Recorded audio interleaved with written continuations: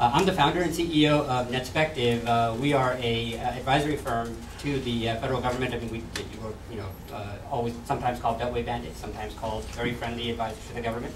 I like to think advisors to the government, consultants are a good way to treat us. I work as an architect at Office of Management and Budget on one of the largest federal collaboration projects called the Max Community. Everything that Craig said a little while ago is true. I mean, the administration certainly understands social media, it understands collaboration, and those tools and technologies are in place, both being used inside the government as well as outside the government for public use, and we'll see that talked about here in this panel.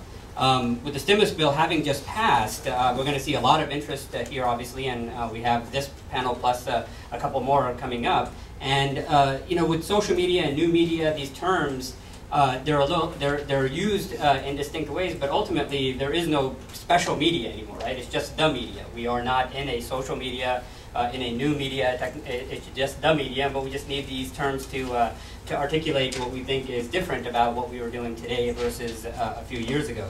So today we're going to talk about some specific ways using H1N1 as a case study that social media, things like Twitter's, blogs, etc., can be used. And Erin's going to start off talking about CDC and how CDC has used some of these tools very effectively. And then Jason is going to follow right after her, talking about Ozmosis and how physician-to-physician communication happens over this social media channel, which might be similar or different than the public channels that occur.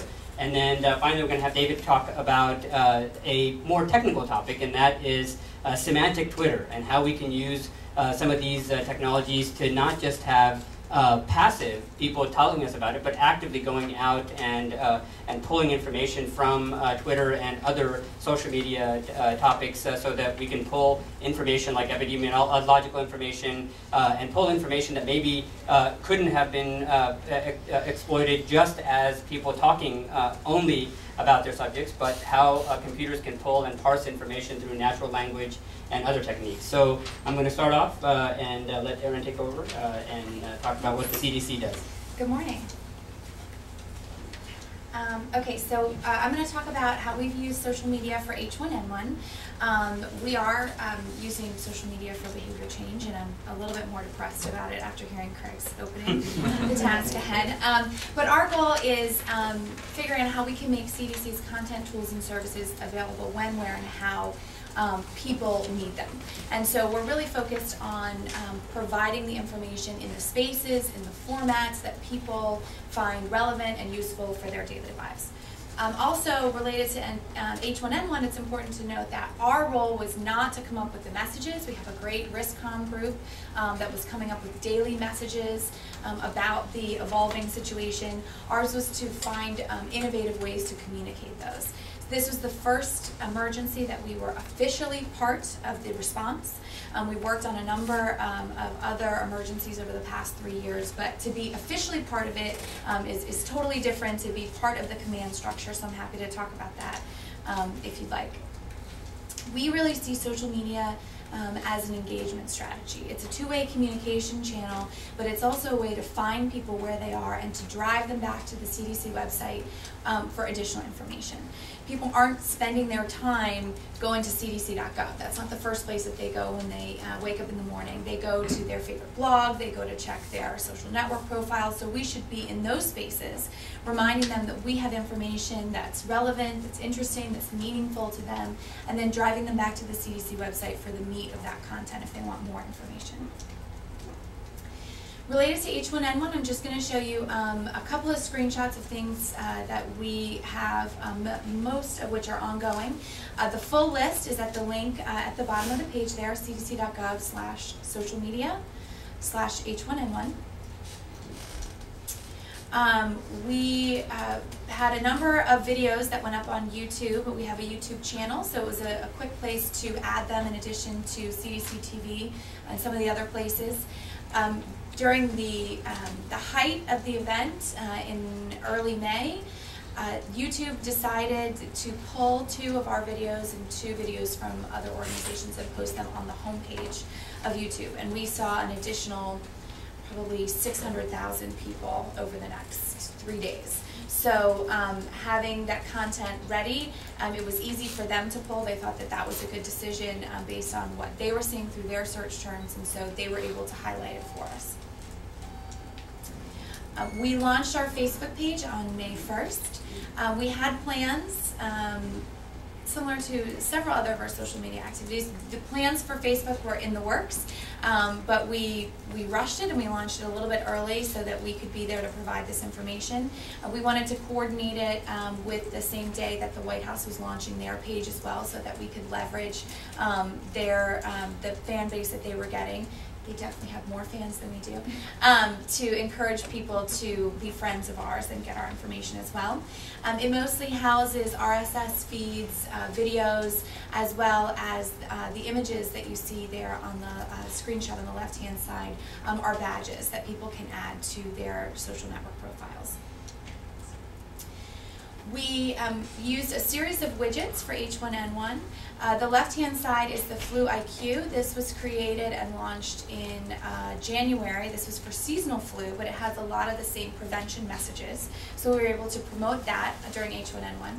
We created a brand new widget that had prevention messages that were specific to the event. And again, these tied into the risk comp group and what they felt were the most appropriate messages that day, even that time of day that we should be putting out to the public. And then we leveraged our Everyday Health widget, which is a widget launched several months ago that puts out daily wellness and prevention tips to put out a series of information on H1N1.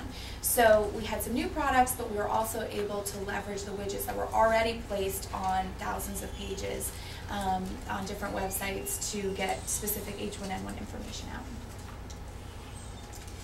We had 3 Twitter profiles at CDC when we first launched this.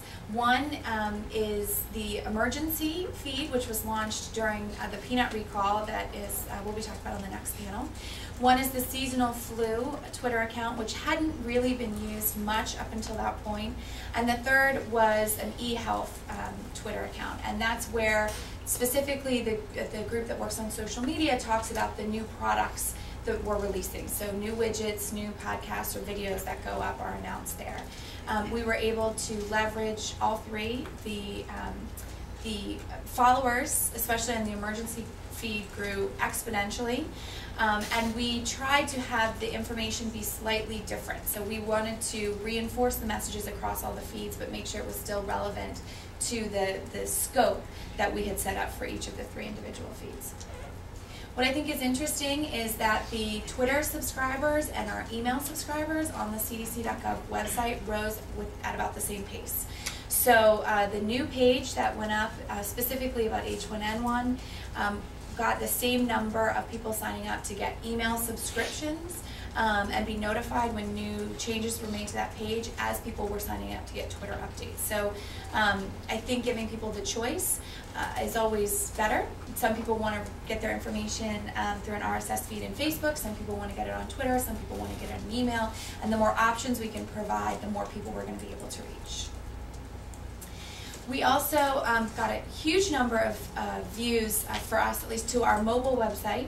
This we launched last October right after Hurricane Ike, and this is not a mobile version of the entire CDC website. These are specific pages where we think the content is relevant because people wanted to check it on the go. They it updates frequently, and so they want to look at it 2 or 3 times during the day. Or it's information that doesn't change that often, but we think people using mobile devices are going to use a lot to access it. And a good example of that would be the traveler's health information. We know that nurses and healthcare providers look at the database a lot to figure out what shots people need to get in vaccinations when they're traveling. So this was a huge number of views, though, by far the most that we've had around any topic. So I will end there. I have included several pages of links so that you can go specifically to the different products. as well as my contact information. I'm happy to talk about the process, how we integrated with the traditional media, with the emergency response. We also, for our internal use, put together daily metric sheets that went out to the leadership and all the different teams involved in the emergency that had counts of the different social media activities. It also was integrated with the top search terms on the web, cdc.gov, as well as Google, and our National Contact Center. So the emails and the phone calls that were coming in and the trending of topics, so that we could look at all of those data points together and see how we could revise our communication strategy based on that data. So I'm here.